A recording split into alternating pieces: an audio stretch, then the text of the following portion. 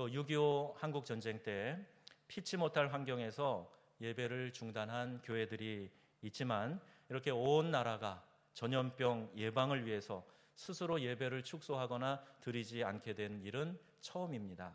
이 사태는 앞으로 우리의 신앙생활에 적지 않은 변화로 이어질 것이라고 예상되어져요.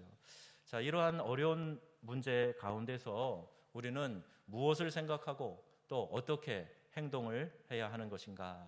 먼저 우리 인생에 여러 다양한 어려운 문제들이 찾아온다 하는 것을 인정해야 돼요. 믿음의 사람이라고 할지라도 어려운 문제가 전혀 찾아오지 않는다, 그거 아닙니다. 어려운 문제가 오지만 그것을 신앙으로 잘 이기고 넘어선다, 이게 맞는 얘기겠죠. 어쨌든 어려운 일은 찾아와요. 누구에게나 다가옵니다. 그러면 어떻게 해야 됩니까? 전도서 3장에서 인생에 찾아오는 여러 가지 일을 만날 때가 있다, 이렇게 말씀하고 있는데 그것을 먼저 받아들이자는 거예요. 어려운 일 올 수 있다, 이걸 인정하자는 겁니다. 2절에서 8절까지 그 내용이 여러 가지가 나오는데요. 우리 한번 말씀을 보면 2절에 날 때가 있고 죽을 때가 있다, 그러죠? 또 4절에 울 때가 있고 웃을 때가 있다, 슬퍼할 때가 있고 춤출 때가 있다, 사랑할 때가 있고 또 미워할 때가 있다. 자, 이렇게 때에 대한 이야기를 하면서 우리 인생에 다가오는 여러 다양한 어려운 문제들을 인정할 수밖에 없다. 자, 이 말씀을 성경은 하고 있는 것입니다. 전도서 기자는 하나님께서 이렇게 인생들에게 노고를 주사 애쓰게 하신 것을 통해서 영원을 사모하게 하셨다, 이렇게 설명하고 있습니다. 그러니까 아무 어려움이 없이 그냥 수월하게 살아갈 수 있다 그러면 이 세상이 좋지, 이 세상이 그냥 편하고 여기 영원히 살았으면 좋겠지, 영원을 사모하지 않는다는 이야기예요. 그래서 우리의 인생에 이런 곤고한 날을 주심으로 이 땅이 아니라 영원한 삶을 더 사모하면서 천국 소망 가지고 살아가도록 이 땅의 곤고한 문제들을 하나님이 그대로 허락하셨다, 이렇게 말씀하고 있는 거예요. 전도서 3장 11절 말씀을 우리가 다 같이 한번 읽어보겠습니다. 하나님이 모든 것을 지으시되 때를 따라 아름답게 하셨고 또 사람들에게 영원을 사모하는 마음을 주셨느니라. 그러나 하나님이 하시는 일의 시종을 사람으로 측량할 수 없게 하셨도다. 아멘. 자, 그러니 곤고한 날도 하나님이 허락하셨고 하나님의 주권 아래 있다. 자, 이것을 우리가 인정해야 된다는 거예요. 사람들로 하여금 그 하나님이 하시는 일의 처음과 마지막을 다 헤아려 알 수 없게 하셨다는 거죠. 여러분, 우리가 살면서 이 일이 도대체 왜 일어났을까? 하나님의 뜻이 과연 어디 있는 거야? 자, 이런 의문을 가질 때가 있어요. 네, 그게 당연한 겁니다. 우리가 하나님의 마음을 다 알고 하나님의 뜻을 다 헤아려 알 수 있다면 그분이 하나님이 아니시겠죠. 하나님이 하시는 그 모든 일의 시종을 우리가 다 측량할 수 없게 하셔서 더욱 하나님 의지하고 하나님의 뜻을 분별하기 위하여 최선을 다하며 또 죄악을 경계하고 말씀 가운데 살도록 우리가 하나님께서 하루하루 우리의 삶 가운데 그 발걸음을 인도해 주고 계시다. 자, 이 말씀을 성경이 우리에게 가르치고 있습니다. 그러면 곤고할 때 우리는 어떻게 해야 되는 겁니까? 이때는요, 우리 개개인이 자신을 돌아보는 깊은 성찰이 필요한 때다, 이렇게 말씀드리고 싶어요. 성찰은요, 자신의 영적 상태를 점검하는 겁니다. 그리고 발견되는 죄를 회개하는 거예요. 이거 그때 그렇게 할 걸 하는 건 후회하는 거예요. 후회는 회개가 아닙니다. 회개는 거기에서 돌이켜서 다시는 그 일을 하지 않는 거죠. 그래서 회개는 하나님 앞에 잘못을 인정하고 그것을 제거하는 것이다. 그래서 헬라어의 하마르티아라는 단어를 사용하지요. 가던 방향에서 완전히 돌이키는 것을 말하고 있어요. 어떻게 자신의 영적 상태를 점검하고 무엇을 회개해야 하는 것인가? 우리 성도 개개인은 하나님 앞에 있다면 감히 행할 수 없는 육체의 소욕들, 그 마치 하나님이 안 계신 것처럼 의식 없이 저지르고 있는 것들, 이와 같은 것들을 우리가 회개하고 돌이켜야 된다, 이렇게 말씀하는 거예요. 우리의 육체의 소욕이 뭡니까? 이 죄악의 대표적인 것들이에요. 이 육체에서 우리 가운데 이 죄를 짓도록 충동질하는 거예요. 이게 육체의 소욕입니다. 죄의 본성이 이와 같은 다양한 형태로 우리를 충동질하고 있다는 거죠. 이것을 깨닫고 돌이켜야 돼요. 안 그러면 우리가 성령 하나님과 함께 할 수 없습니다. 육체의 소욕과 성령의 역사는 같이 갈 수 없는 것이다. 성경이 분명히 말씀하기 때문이에요. 갈라디아서 5장 17절에 육체의 소욕은 무엇을 거스려요? 성령을 거스려요. 성령은 육체를 또 거스리나니 이 둘이 서로 대적함으로 너희가 원하는 것을 하지 못하게 하려 함이니라. 아멘. 로마서 7장에 바울이 오호라 나는 곤고한 자로다. 이 사망의 몸에서 누가 나를 건져내랴. 내가 정말 마음으로는 하나님의 뜻을 따르기를 원하는데 또 다른 마음이 이것을 자꾸 가로막는다는 거예요. 자, 이것이 육체의 소욕과 또 성령의 이끄심 간에 일어나는 다툼, 갈등이라고 말할 수가 있는 것이죠. 육체의 소욕 가운데 거하면서 하나님의 뜻을 따라 사는 것이 불가능하고 하나님의 뜻을 쫓지 않는 것이 바로 죄, 하마르티아가 되는 겁니다. 관역에서 빗나간 거예요. 하나님의 목적에서 벗어난 거예요. 그것이 죄라는 거예요. 그러므로 내 자신을 점검하고 회개해야 될 죄는 무엇인가? 갈라디아서 5장 19절에서 21절에 언급된 육체의 소욕, 이것이 우리가 점검해야 될 점검 목록이라고도 말할 수가 있어요. 여러분, 이 단어 하나하나를 한번 우리가 진지하게 우리의 입으로 한번 내면서 우리가 혹시 이런 부분에 점검해야 될 것은 없는가 한번 성찰하는 시간을 가지면 좋겠어요. 우리 같이 한번 읽어보겠습니다. 육체의 일은 분명하니 곧 음행과 더러운 것과 호색과 우상숭배와 주술과 원수 맺는 것과 분쟁과 시기와 분냄과 당짓는 것과 분열함과 이단과 투기와 술 취함과 방탕함과 또 그와 같은 것들이라. 아멘. 여러분, 이와 같은 것들이 육체의 소욕입니다. 나는 하나도 없어. 그런 분 안 계실 거예요. 다 이와 같은 육체의 본성이 죄로 우리를 유도하고 있어요. 그래서 성령이 충만하여 성령의 전적인 다스림을 받는 상태, 지배를 받는 상태가 되면 육의 소욕을 따르지 않을 수 있어요. 그러나 그 성령 충만하지 않으면 우리는 누구라도 이 육체의 소욕을 따를 수 있기 때문에 이 죄에 대해서 우리가 경계하고 돌이켜야 된다는 말입니다. 특별히 고난의 문제가 닥쳐 있을 때, 환난이 닥쳤을 때, 그때 내 안에 이러한 육체의 소욕을 따르는 죄악은 없는가? 이것을 돌아보아야 한다는 거예요. 여러분, 어려울 때, 곤고할 때, 고난이 내 삶에 닥쳐 있을 때 자기 자신을 성찰하면서 우리의 육체의 소욕을 버리고 성령님께 더욱 이끌림 받는 삶을 살아가시기를 주 예수님의 이름으로 권고합니다. 아멘. 이 땅에 또 이 나라가 또 교회들은 무엇을 회개하며 또 돌이켜야 될까? 이번 사태를 접하면서 이 충격에 휩싸인 국민들은 다양한 반응을 보이면서 SNS로 소통하는 것을 봅니다.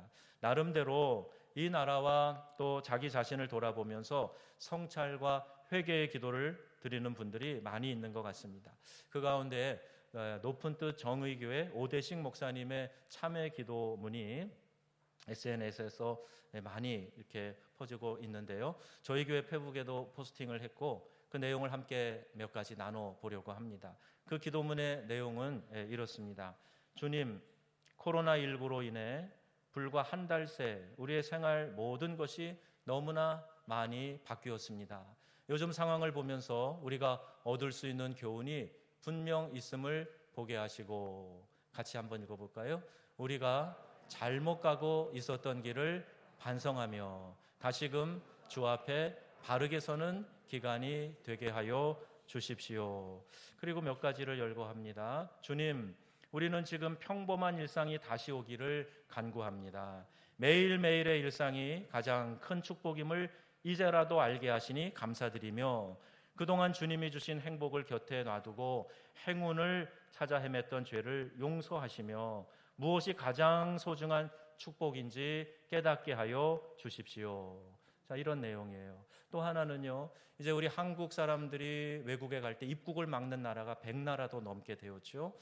이때 주님, 이는 기회가 있을 때마다 지나치리만큼 해외여행을 다니는 한국인에게 이제는 좀 절제하라는 주님의 사인 같고, 또한 이것이 그동안 한국인들이 철저하게 가난한 나라의 사람들을 무시해온 것에 대한 인과응보 같이 느껴집니다. 앞으로 한국에 와 있는 외국인 노동자들을 더욱 인격적으로 대하게 하시고 소중히 여기게 하여 주십시오. 자, 이런 반성이에요. 자, 그 다음에요. 한번 우리 같이 읽어볼까요? 주님, 마스크 없이는 하루도 살 수 없는 세상이 되고 말았습니다. 이는 그동안 너무 많이 무책임한 말을 내뱉고 거짓 뉴스를 아무렇지도 않게 퍼날랐던 우리들에게 조금 더 침묵하며 살라는 주님의 명령 같습니다. 이런 성찰이에요. 또 다른 하나는 하루아침에 예배당의 교인들은 없어질 수 있음을 깨닫게 하시니 감사합니다. 나의 자랑이 천박한 교회 크기가 되지 않게 하시고 내 기도의 간구가 경쟁에서의 승리가 되지 않게 하여 주십시오. 오직 존귀한 그리스도 예수만이 우리의 자랑이 되게 하여 주십시오. 자, 마지막 6번째는 이런 기도문이네요. 우리 함께 또 읽어보겠습니다. 주님, 이 어려움이 다 지나고 난 후 이 땅의 교회들이 다시 새로워지며 주 안에서 하나의 교회로, 같은 교회로 함께 천국을 향해 나가게 하여 주십시오.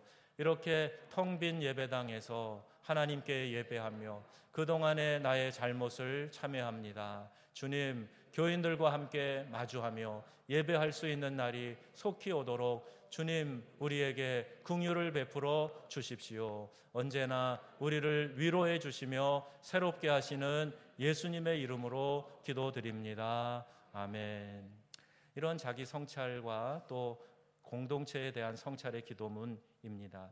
많이 공감이 되는 내용이죠. 이 외에도 생각해 보면 정치, 경제, 사회, 문화, 종교 안에 우리가 스스로 살피며 회개하고 돌이켜야 할 일들이 너무나도 많이 있습니다. 동성애가 만연해도 무감각했던 우리 성도들에게, 또 신천지가 저렇게 확장을 하며 난리를 쳐도 제대로 대처 못하는 교회들에게 반기독교적인 법안 조례들을 보면서 침묵하는 그리스도인들에게 깨닫게 하시는 하나님의 사인으로 우리가 그렇게 이해해 볼 수 있을 것입니다.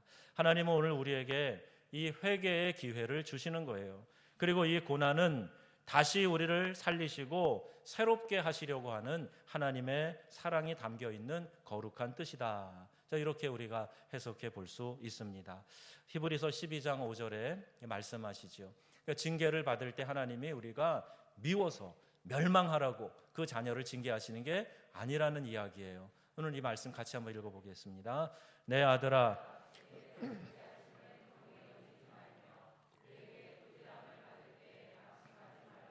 주께서 그 사랑하시는 자를 징계하시고 그가 받아들이시는 아들마다 채찍질 하심이라. 아멘. 그 징계는 하나님의 사랑의 또 다른 표현이다. 이렇게 말씀하고 계시는 거죠. 예레미야 예가 3장 33절에도 이렇게 말씀하세요. 주께서 인생으로 고생하게 하시며 근심하게 하심은 본심이 아니시로다. 아멘. 이 말씀이 뭐예요? 본심은 뭐예요? 우리를 사랑하시는 거예요. 우리가 잘 되고 형통한 삶을 살기를 하나님은 원하시는 거예요.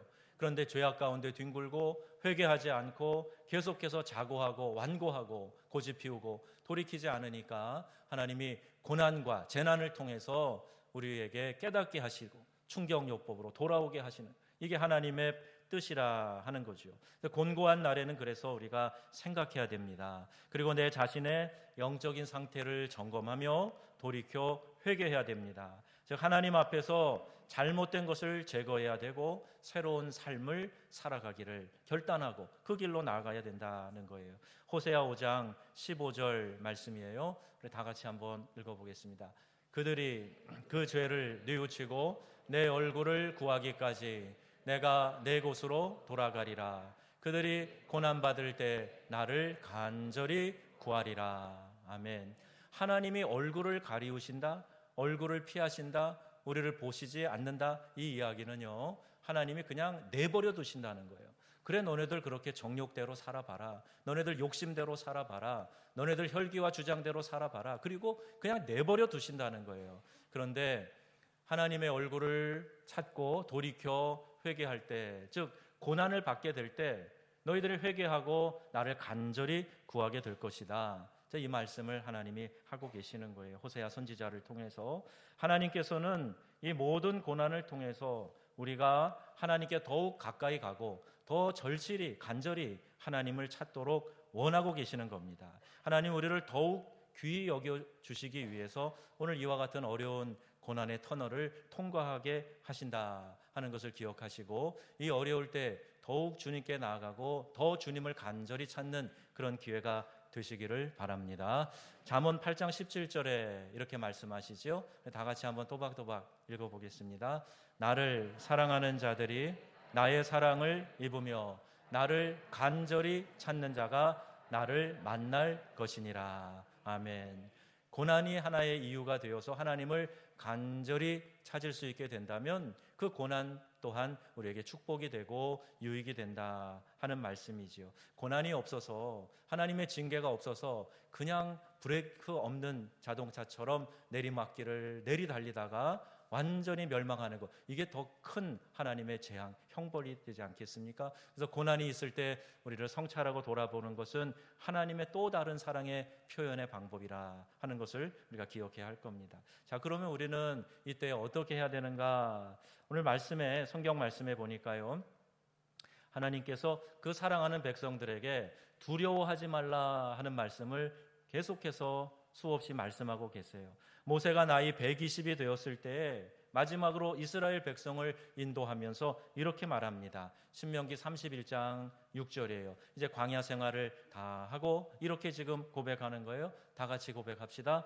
너희는 강하고 담대하라. 두려워하지 말라. 그들 앞에서 떨지 말라. 이는 내 하나님 여호와 그가 너와 함께 가시며 결코 너를 떠나지 아니하시며 버리지 아니하실 것임이라. 아멘. 40년 광야 생활에서요, 수없이 많은 대적들을 만났고 위험한 상황들을 수없이 접하면서 그가 얻은 결론이라고 할까요? 그가 지금 이렇게 고백하는 거예요. 그래서 하나님을 생각하면 두려워할 것 없다. 강하고 담대하라. 그들 앞에서 떨지 말아라. 하나님 여호와가 너와 함께 하시기 때문이다. 결코 너를 버리지 아니하실 거야. 떠나지 아니하실 거야. 이런 말씀하는 거죠. 그래서 강하고 담대하라. 두려워하지 말라. 떨지 말라. 이렇게 하나님이 말씀하시는 거예요. 모세에게만 그렇게 말씀하시나요? 아니요. 주님을 신실하게 찾는 우리 모든 성도님들에게 하나님께서 오늘 동일하게 말씀해 주실 줄로 믿으시기를 바랍니다.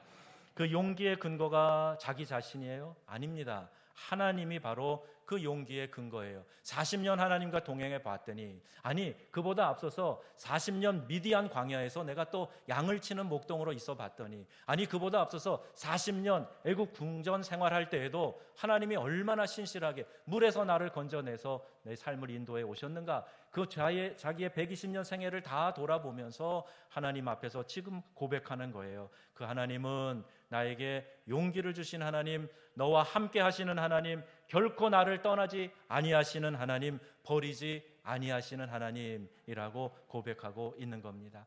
여러분, 이 하나님이 저와 여러분의 하나님이신 줄로 믿으시기를 바랍니다. 여러분, 믿음으로 용기를 내세요. 강하고 담대하시기를 바랍니다. 코로나 바이러스도 두려워하지 마세요. 이 어려움도 지나갑니다. 모든 고난 속에서 우리는 하나님을 더 선명하게 바라보고 그분을 느끼고 그분과 동행하면서 살아가면 되는 거예요.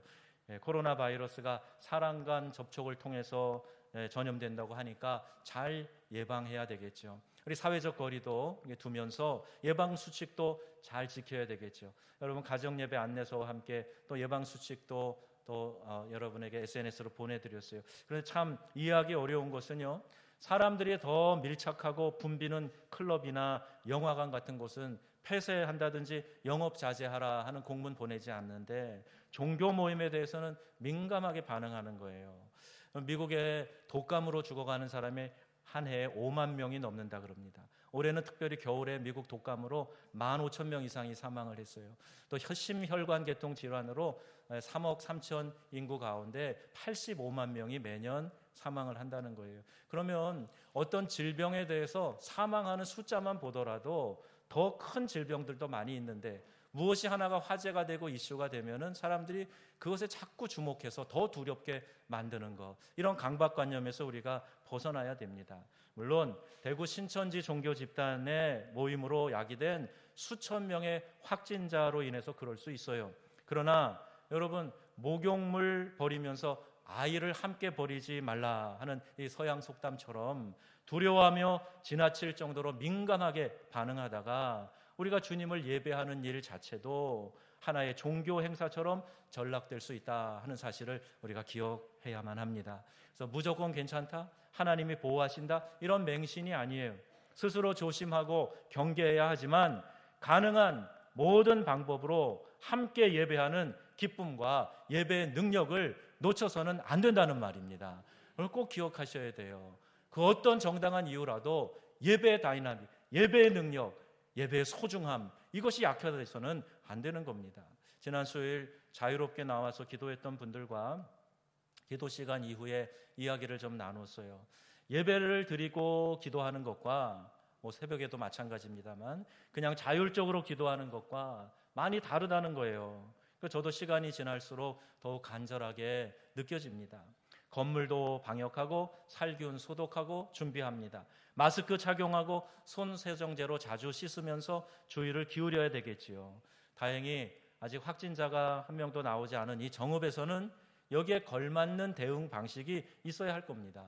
건강 취약계층이나 어린이들, 열과 기침 등의 증상이 있거나 주의해야 될 분들도 무조건 나와야 된다, 그 이야기가 아니죠. 하지만 지나치게 두려워하지 말라, 이 말씀이에요. 여러분, 난리통에도 믿음 지키기 위해서 예배드리는 사람도 있습니다. 그러나 우리가 스스로 지금 정부의 지침도 따르고 자진해서 온라인 예배로 전환하고 하지만, 그러나 이 예배가 약화돼서는 안 되고 그래도 되는 거구나, 정당화해서는 안 돼요. 긴급 상황이니까, 위기 상황이니까 우리가 따르는 것이지, 이것으로 인해서 우리의 예배의 자세가 달라져서는 안 된다 하는 겁니다. 여러분, 지나치게 두려워하지 마시기를 바랍니다. 이 기간에 그럼 어떻게 해야 돼요? 한 가지 더, 이 시기에 마음에 두고 매진해야 될 것이 있어요. 바로 인내하며 기도하는 겁니다. 야고보서 5장 13절 말씀이에요. 다 같이 읽습니다. 너희 중에 고난당하는 자가 있느냐? 그는 기도할 것이요. 아멘. 고난 중에 있을 때, 재앙이 닥쳤을 때, 환난이 있을 때 기도하라는 거예요. 왜 기도 안 합니까? 기도해야 됩니다. 우리 대적 원수 마귀가 그렇게 호락호락한 대상이 아니에요. 이 기회를 10분 활용할 겁니다.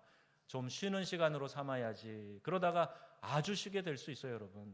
베드로전서 5장 8절, 그럼 기억하셔야 됩니다. 우리 함께 읽겠습니다. 근신하라, 깨어라, 너희 대적 마귀가 우는 사자같이 두루 다니며 삼킬 자를 찾나니. 아멘. 여러분, 이 말씀을 믿으십니까? 정말 믿으세요?